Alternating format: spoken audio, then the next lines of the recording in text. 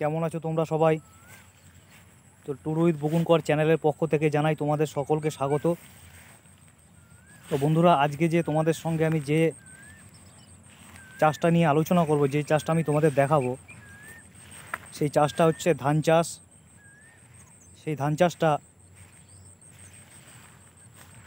কেমনভাবে করতে হয় বা কেমনভাবে কি লাগাতে হয় তা নিয়ে আমি তোমাদের কিছু জানাবো আজকে আমার এই ভিডিওর মাধ্যমে। তো বন্ধুরা, তো চলো বেশি দেরি না করে আজকের ভিডিওটা আমি এখান থেকে শুরু করছি।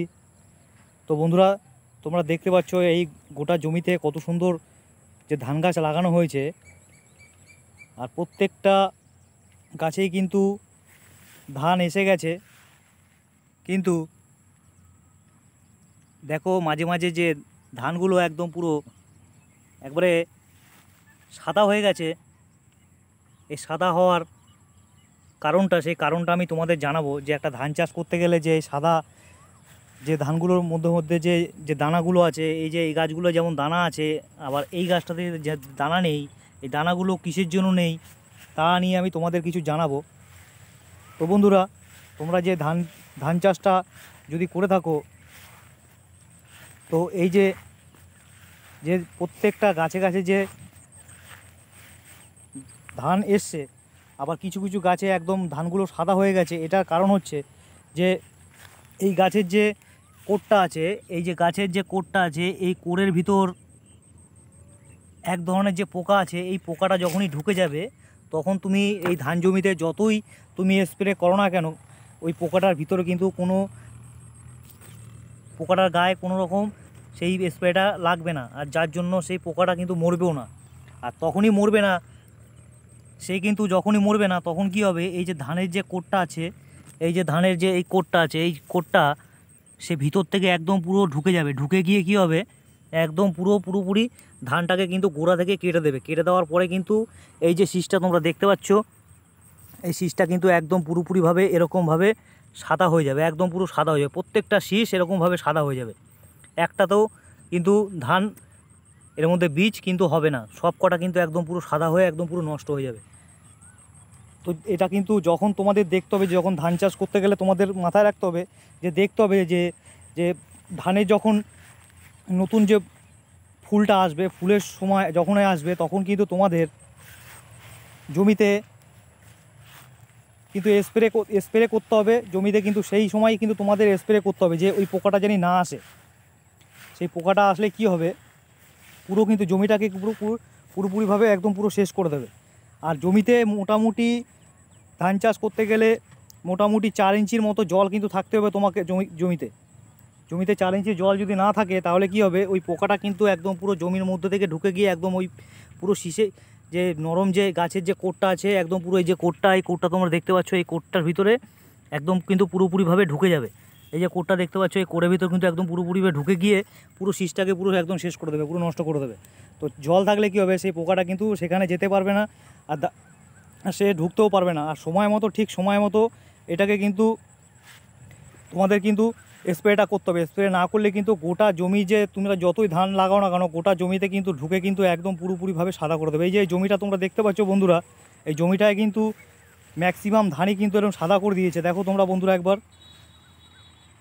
তোমরা একবার দেখো যে ম্যাক্সিমাম ধান কিন্তু একদম পুরোপুরিভাবে এরকম সাদা করে দিয়েছে। কেননা এই জমিটাতে ঠিক সময় মতো সে স্প্রে করেনি, যার জন্য সেই পোকাটা, যে পোকাটার নাম, সেই পোকাটার নাম হচ্ছে মাজরা পোকা। মাজরা নামক এক ধরনের পোকা আছে, সেই পোকাটা কিন্তু গোটা যে সাদা সাদা করেছে, এই শীষগুলো কিন্তু পুরোপুরিভাবে নিচের যে গোড়ার যে শীষটা সে মুখে করে কেটে দিয়েছে। কেটে দেওয়ার পরে কিন্তু একদম গোড়া থেকে সে মরে এরকম সাদা হয়ে গেছে। এবার কিছু কিছু ধান কিন্তু এখন পর্যন্ত সেগুলোতে বীজ হয়েছে, কিন্তু সেগুলো ঢুকতে পারেনি। সে হয়তো দেওয়া হয়ে গেছে, তার জন্য সে প্রত্যেকটাতে ঢুকতে পারেনি, কিন্তু যেগুলো সময় মতো দেওয়া হয়নি সেগুলোতে কিন্তু ঢুকে গেছে। এই যে বন্ধুরা, তোমরা দেখছো এই ফুলটা, তোমরা এই ফুলটা দেখতে পাচ্ছ। তো এরকম যে ফুলগুলো যখনই আসবে, তখনই কিন্তু একদম পুরোপুরিভাবে একদম পুরো শেষ হয়ে যাবে। পোকাটা জানি না ঢুকতে পারে, তার জন্য কিন্তু তোমাদের কিন্তু সেই যে ধান গাছের যে স্প্রে আছে, সেই স্প্রেটা কিন্তু তোমাদের দিতে হবে। আর জমিতে 4 ইঞ্চির মতো জল রাখতে হবে ধান চাষ করতে গেলে। তাহলে কিন্তু সেই পোকাটা ঢুকতে পারবে না। এই যে এই জমিটা যে চাষ করেছে সেই চাষটায় কিন্তু মোটামুটি সব ধানই আস্তে আস্তে করে সাদা হয়ে যাচ্ছে, আস্তে আস্তে করে সব ধানগুলো যেমন সাদা হয়ে যাচ্ছে একদম পুরো, কেননা সব বেশিরভাগ পোকাতে কিন্তু সব কেটে দিয়েছে।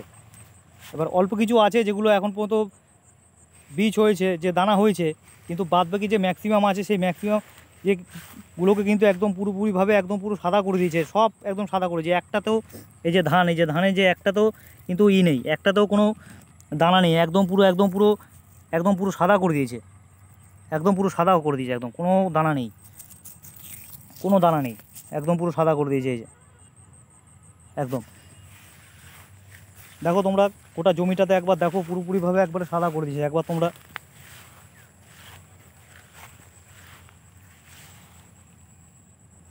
তো বন্ধুরা, তোমাদের যে এই ধান চাষে ভিডিওটা দিলাম, এই ভিডিওটা যদি তোমাদের ভালো লেগে থাকে তো আমার এই চ্যানেলটাকে একটু লাইক, শেয়ার, কমেন্ট আর একটু সাবস্ক্রাইব করবে। তো তোমাদের আরও নতুন নতুন আমি ভিডিও দেবো। গোটা জমিতে যে ধান চাষ করেছে দেখো তোমরা একবার, সেই ধানগুলো একদম পুরোপুরিভাবে একদম নষ্ট হয়ে গেছে, একদম পুরো শেষ হয়ে গেছে। যে এই ধানটা দিয়ে একদম পুরো গোটা জমিটাই পুরো শেষ করে দিয়েছে সেই পোকাটা। প্রত্যেকটা নালে নালে পোকা আছে, প্রত্যেকটা যে ধানের যে বীজ আছে সেই বীজের মধ্যে পোকা আছে। আমি দেখানোর চেষ্টা করছি, তোমাদের দেখাতে পারবো কিনা। এই দেখো বন্ধুরা, একদম পুরো কালো করে দিয়েছে, দেখো একদম পুরো গোড়াটাকে পুরো কালো করে দিয়েছে, কারণ এখান থেকে পুরো কেটে দিয়েছে। কেটে দেওয়ার পরে কিন্তু একদম পুরোপুরিভাবে এইটা পুরো ধানটা পুরো একদম পুরো এরকম সাদা হয়ে গেছে। কেননা এই ধানটা দিয়ে আর কোনো বীজ হবে না, আর কোনো দানা হবে না এর ভিতরে। এরকমভাবে পুরোপুরিভাবে সে নষ্ট হয়ে গেছে, পুরো গাছটাই পুরো একদম নষ্ট করে দিয়েছে। কারণ প্রত্যেকটা ধান গাছের গোড়ায় কিন্তু ঢুকে আছে পোকাটা। সেই পোকাটাকে যে তুমি যতই স্প্রে করো না কেন, সেই পোকাটার গায়ে কিন্তু কোনো প্রভাব পড়বে না, কেননা সে একদম পুরো গাছটার ভিতরে ঢুকে থাকবে।